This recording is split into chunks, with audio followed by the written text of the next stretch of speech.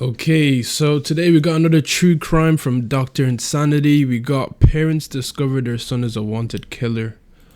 We're not even gonna do too much talking, we're just gonna get into it, so buckle up, my niggas.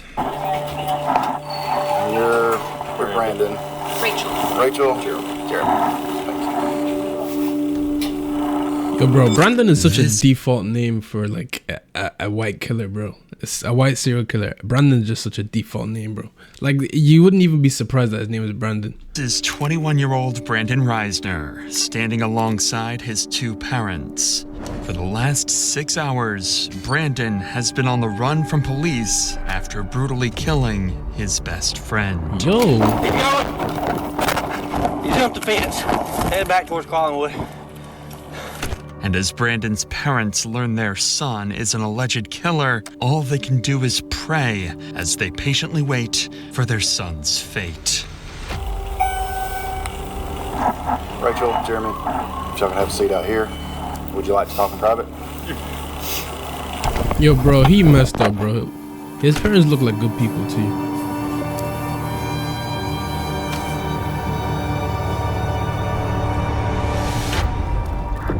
Nah, bro, that's sad, bro.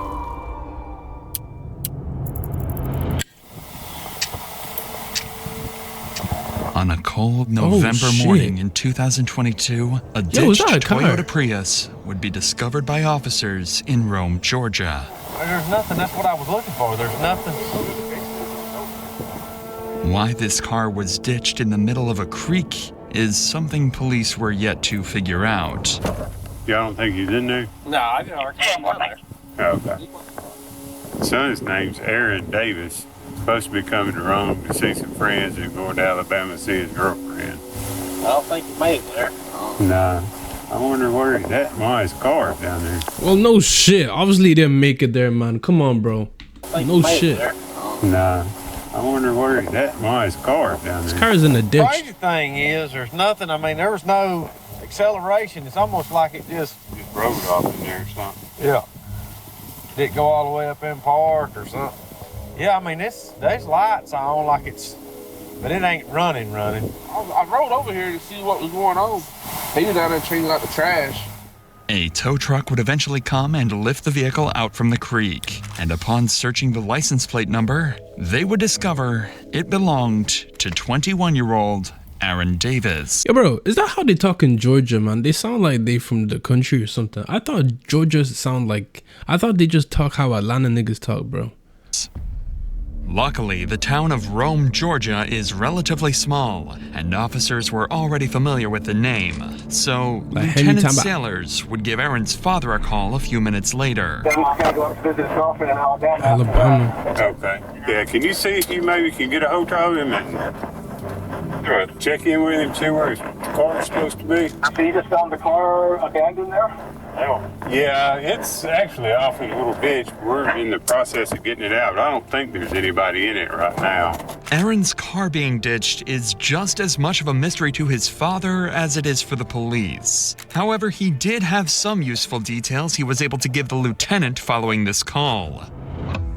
The night prior to this footage, Aaron went to visit his longtime friend, Brandon Reisner.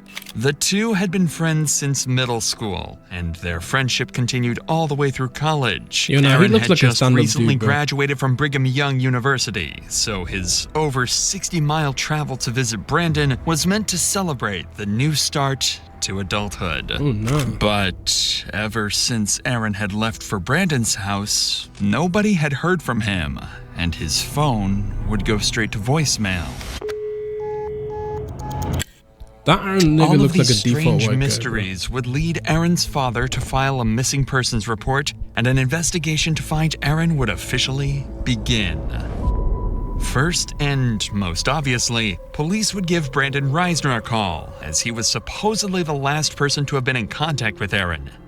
Hey, I'm Lieutenant Sailors, Rome Police. You doing all right today? Yes, I am. I'm looking for my friend right now. Yeah, that's what I was calling about.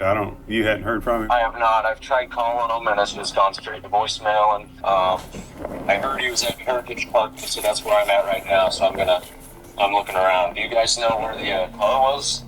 Yeah, it was in a ditch over there. When's the last time you saw Aaron? saw him last night. About what time? Well, we started drinking around like 12. Is this nigga lying to the cops, bro? He started throwing up pretty bad. He told me to leave him alone. I guess I woke up around like 1 or 2 a.m. And that's when I saw that his car was gone. All right. Well, if y'all hear from him, let us know, okay? Yeah, thank you for the help, sir. All right. Bye-bye. Brandon's story made complete sense, and he even claimed to be actively looking for Aaron at the time of the phone call. As any good Oh friend. nah, this nigga must have like sat down and thought this shit true from the jump, bro. Like this nigga's moving like some Ted Bundy, like Jeffrey Dahmer type of nigga, bro. Like he's got the smarts, I won't lie, bro. Casually just lying to the police like that. Would do. It seemed like Brandon was clearly the person they needed to speak to further in order to get to the bottom of Aaron's disappearance. So a few hours later, they showed up Is that unannounced Ferrari? at Brandon's house to get more answers about what happened the night before. This time, face to face. Hey, what's going on? I'm Officer Grant with the Rome Police Department. We're following up on all this. Can you walk me through what's going on? Just make sure we're all on the same page. We started drinking around 12 yesterday. Yeah, it's you and Aaron, right? Yeah, me and Aaron. Okay. Anyone else with you guys? This nigga has his hair dyed red. And, went to Of course he's Press, crazy. And I had bought some red wine. Yeah. And came back here, started drinking red wine. He doesn't drink too often, so Yeah. he had gone upstairs and was just puking everywhere to the toilet. It was like standing up and puking for some reason. I went downstairs and he told me that he doesn't need any help. I Damn. went downstairs, dropped a bottle, cut my pinky, and I went to the urgent care this morning, took a shower, went to bed, Okay. and then woke up 1 to 2 a.m. and his car was gone. Despite Brandon's strange demeanor, Aaron's actions last night connect with the ditched car and lack of response for the last 12 hours. If Aaron was a light drinker and got heavily intoxicated, who knows what he could have done while completely by himself. Could he have So, drugged how him? long have you and Aaron been friends? We met when I was in 5th grade, Okay. and then we became more like close friends, I'd say, like around freshman year. We're still trying to find him. I don't know. You know, he may just be staying at a hotel, sleeping off whatever happened last night. Yeah. It doesn't necessarily mean he's in danger or anything like that. You know, for someone that he's saying that that's his boy, bro, he's moving pretty calm. Like, he's being really nonchalant about the situation. So, I'll lie. I think the cops have every right to suspect this nigga as number one. Also, based off the fact that he was the last person that they saw. But, like, the way he's moving, he's like, he doesn't care. He's moving carefree, bro. Do you have any problem with us checking inside the house? No problem at all? No ferocious iguanas or anything? What? You never know, man. People have all kinds of pets. The officer would search the house and find some interesting discoveries. Several doors would be locked, specifically the door leading to Aaron's room, where he supposedly threw up several times. Oh, shit. This was strange, so Brandon would be called inside to help get them up to Aaron's room. Do you mind coming in here with me so you can just show me where I'm going and all that? Yeah. Just makes it a little bit easier. The bathroom is up there that he was up chucking in. I got you. Oh, Lord. Is that what's in the laundry right now, I guess? Okay. Officers would notice a strong chemical smell coming from the room and find excessive amounts of cleaning supplies. But all of that would mean nothing compared to what they found next. Damn. There's a significant amount of blood next to the bed, too. Decent. More than just vomit all the way over here. So he poisoned Looks them. like been there a while, but he could have been throwing up blood, I guess. See all that? It's weird to be throwing up blood like that. Not to mention, if he had alcohol poisoning, he wouldn't have been able to get up and move around this morning. Especially at 2 or 3 in the morning. Just poured powder that's right true. there, too. I don't drink, but I guess that's The insane. cops are starting to find the whole scenario awfully suspicious. He would have had a The hangover. odd story from Brandon, the puddles of blood in Aaron's room, the hundreds of dollars worth of cleaning supplies. It seems as though Brandon sensed the officer's suspicion arising as well, as when Aaron's room was being searched, he decided to do this. Did he try to run? Yo, bro. Yo, did he actually try to run, bro? Oh, my knees.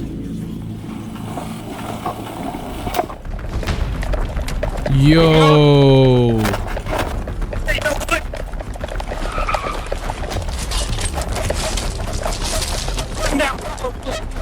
Oh, nah, this cop is quick, bro.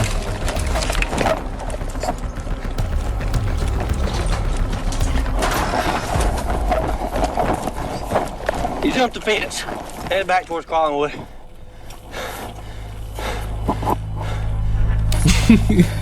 Somewhere between. Nah, bro, I don't lie. You kind of have to feel for the police, bro. They be wearing such heavy, like, gear, such heavy armor. And they have to be running, like, if someone decides to run away, bro, it's going to be hard for them, man. I don't lie. Like, that requires a lot of stamina, a lot of strength, a lot of everything, bro. LaPorte and Eastside. That's There's these tough. houses. Go up to the house. Get in the backyard. Possible 1043 suspect. 1043 is a police crew and the suspect is running. Run back towards 8. Give me more units.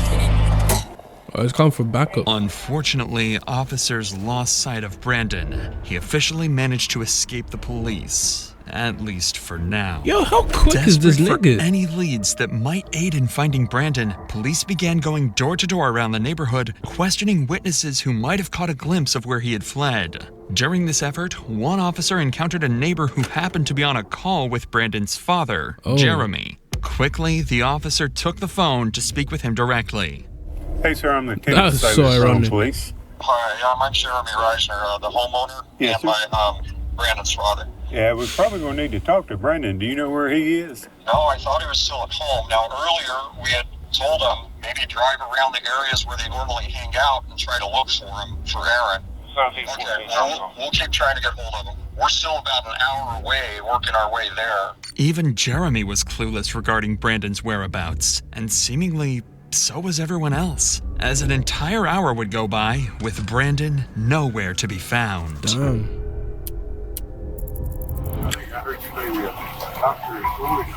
I am. Okay. This is Mom. So I realize you might not be able to answer this question. Probably don't know the answer, but I'll try. There's suspicion that Brandon was involved in what, hurting Aaron or something? There's suspicion of something happened in the home. Beyond getting drunk and throwing up? Well, we don't know. They're lifelong friends. We called back after the boy's mom called us. We called back and said, when did you last see Aaron? He says, I guess he left during the night. And that's all we knew. He went to look for him where the car was reported. Yes. The powers that be have our number. Yes, sir.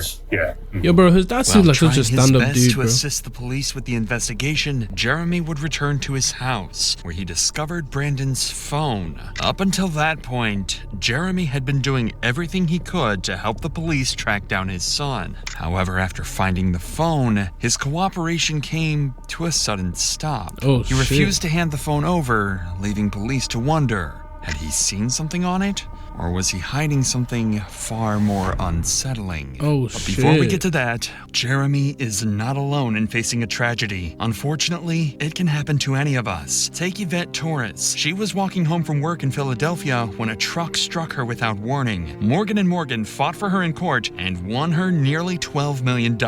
If you're seriously hurt, your injury could be worth millions. With over one client worth that Yo, was bro. case How are you slain gonna with a subtly put an camera. ad like that in the video, bro? As a- Come on, man. While searching around the house. This was a huge discovery for the investigation, as it could help trace where Brandon could have gone off to. But unfortunately, Jeremy was unwilling to give up the phone to cops until he could better understand the situation. What do you lot think his dad saw on the phone? Do you think he saw like a picture or a video of Brandon hurting the guy, or like, what do you think? I think he definitely found pictures of the guy's dead body, bro. And like, Brandon was definitely sharing that shit to his friends, bro.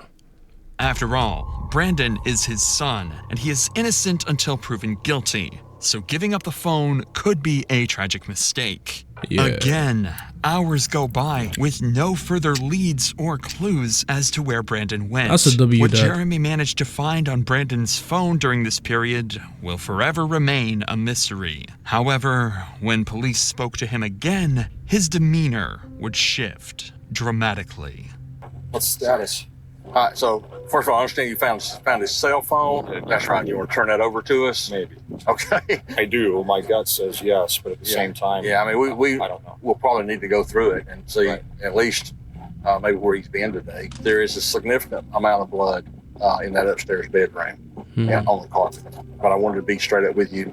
No, you're not going to find that. Okay. No, I appreciate that. Do you have a warrant that would include the phone? No, we'd have to get one at some point, so we couldn't go into it without that. So some text back and forth. Maybe something helps, and I know. It's him. His dad is not being I can't promise you that. I don't responsive know. I now. don't know what I was in there, so Cooperative. That's the word I'm looking for. He's not being I know. As cooperative. a father, I understand. All right. Well, yeah, I'm gonna keep walking. What did he find on the Something phone? had changed.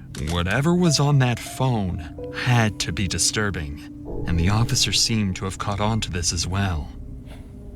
Because he doesn't know what's going on. But he seemed a little shocked that we're at his house. You know, he seemed respectful in the sense that he was okay with us being at his house and doing what we needed to do. I couldn't really get a feel for him. He may just be covering for his kid. He's got to be. Yeah, he And having definitely the is. phone not being shattered tells me that his son handed it to him. So he found the phone, tells us that he found the phone, but doesn't want to give it to us without searching it. Text messages not there. Probably. He was telling Ray that there were texts there about him asking for if anyone had seen Aaron. I wonder if those texts were sent since we've been here, though. These officers were spot on with their theory. On the phone, Brandon would leave an array of horrifying notes, such as... Wait, what? Phone, Brandon would leave... Why would he do this? His scream became a gargle as he swallowed his tongue. My cure is time away from you. I like dark places where my mind melts. It feels so good and I feel so cool. My brain's a waterfall. Bro, this nigga made a poem out of this situation. Her very own personal backside breeze. You can come along or keep picking up poop. What? Nah, this nigga's a psycho, bro. What the heck is this? An array of horrifying notes, such as... His scream became a gargle as he swallowed his tongue. By the way, this nigga's using an Android, bro. We just knew he was a psychopath. I like dark places where my mind melts. It feels so good and I feel so cool. My brain's a waterfall running out of my nose like drool. I can turn myself on in the blink of an eye. They notified me as the smartest man alive. Bro. Additionally, he would leave a to-do list following the murder of Aaron. 1. Schedule last 3 songs. This was in reference to his YouTube channel where he would post his music. 2. Vacuum. 3. Laundry. 4. Shower in my shower. 5. Take bath. Tomorrow. 1. Text Rachel that Aaron threw up horribly. I think there was some blood in it. 2. I woke up and he was gone. Whether or not these Yo, bro, this nigga is crazy, bro. exact That's your man's, messages bro. were what alarmed Jeremy is unknown. But something on that phone made it clear to him that Brandon had killed Aaron. And just an hour later, Jeremy would call police, detailing that he was with Brandon and that he was willing to surrender and turn himself in. Oh, so shit. 25 minutes later, Brandon and his parents would arrive at the station. You're with Brandon. Rachel. Jeremy. Thank you. Nigga said text Rachel like Rachel is not his mom. That's crazy, man. In the note, he said text Rachel. Unless that's his stepmom, then that makes sense.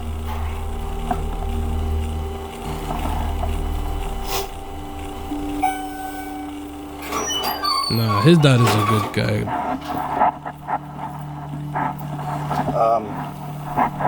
Rachel, Jeremy, if y'all can have a seat out here, I'm gonna take him back there and we'll talk, man. Would you like to talk in private? You need to send somebody out to find the body. Okay. I'll be right back out with you, okay? Damn.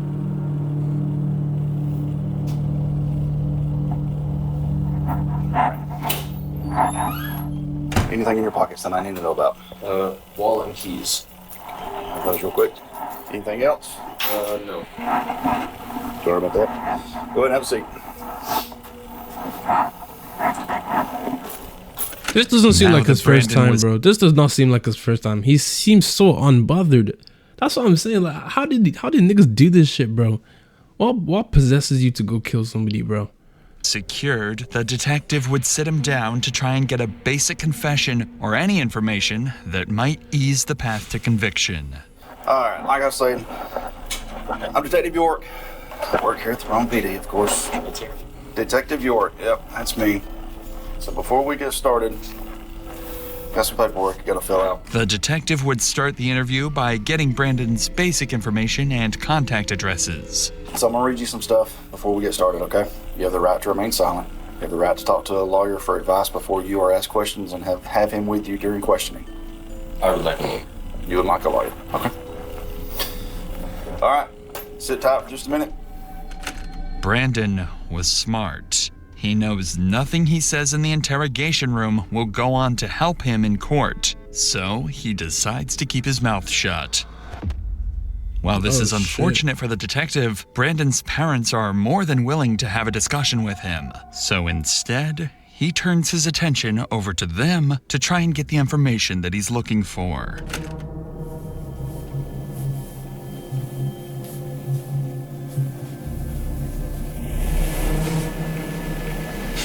Why is the dad looking at him like that, bro? Oh, the detective was not there yet. My bad. Thank you.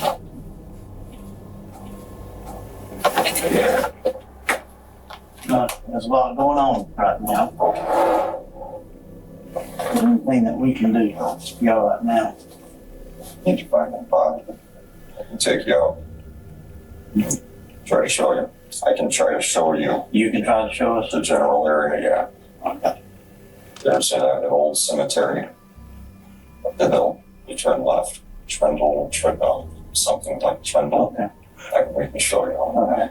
This statement from Jeremy was crucial information to track down Aaron's body. Why does he know But as that? valuable as this information is, the detective recognized the importance of capitalizing on the opportunity to gather as much from Jeremy as possible while he remained cooperative. With this in mind, he shifted his focus to delving deeper into Brandon's personal life before turning to search for the body.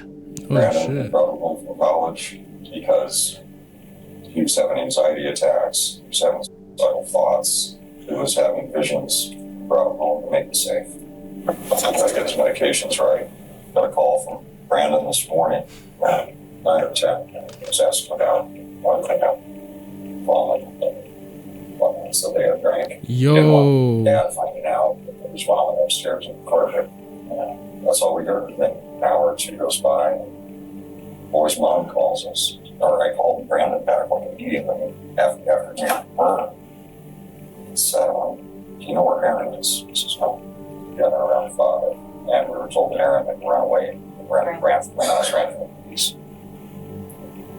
Aaron's body is luckily there.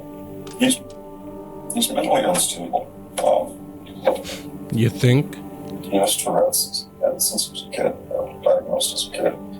And with that comes OCD, and people say they have OCD all the time. They don't understand. And so they live with that. This raises the possibility that his actions may have been influenced by mental instability. However, it's important to consider the context. Jeremy's statements could be an attempt to have Brandon plead insanity in court. Therefore, it's essential to approach these claims with a grain of salt. I swear this Brandon nigga said he's the smartest nigga alive in the text message, bro. He's not moving really smart right now, bro. His dad is literally giving him up. They may not fully reflect the reality of the situation. Regardless, police now had an approximate location of where Aaron's body should be. So all hands went on deck to search the cemetery Jeremy had described. I thought niggas with Tourette's shout.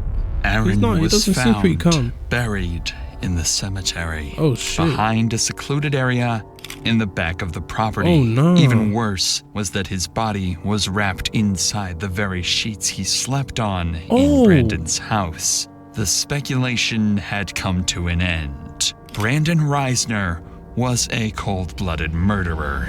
Right after this discovery, Brandon was placed under arrest for the murder of Aaron Davis and transported to the local prison. But the cops found his behavior very unconventional.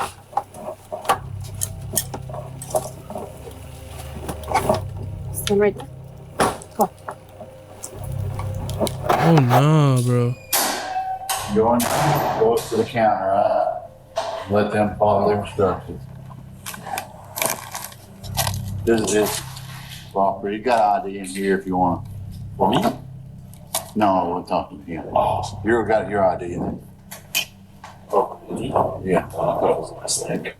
Officers stated that Brandon remained eerily calm while being transported and seemed completely unfazed by the entire situation. That's what I'm and saying. While He's Brandon too had chill. been successfully captured and the case had seemingly came to a successful conclusion, officers had one tragic duty to complete before the end of the day. Break the news to Aaron's parents that their son had been murdered. Any questions? Here? I don't know a whole lot because I'm not. I've been here doing a lot of research. Oh. Be specific.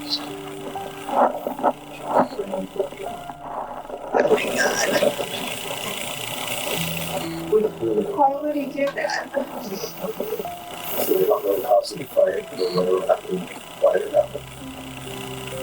Why you do that? Yo, bro, that's sad, bro. We need my son. The family needs him. Oh my God.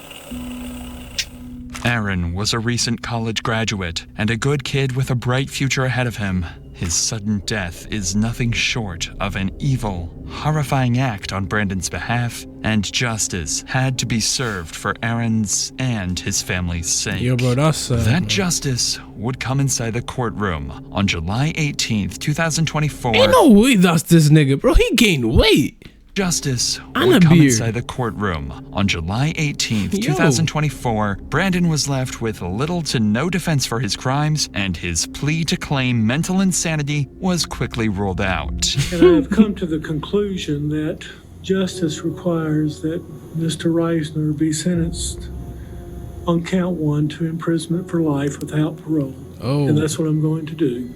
He was sentenced to life in prison without the possibility of parole after pleading guilty to the murder and mutilation of Aaron Davis. Nah, that serves him right, man. What a dickhead, bro. That's what I'm saying. That seems like such a good man, bro. Yo, that's an L guy, bro. I don't lie, but interesting true crime. I'll catch y'all niggas in the back.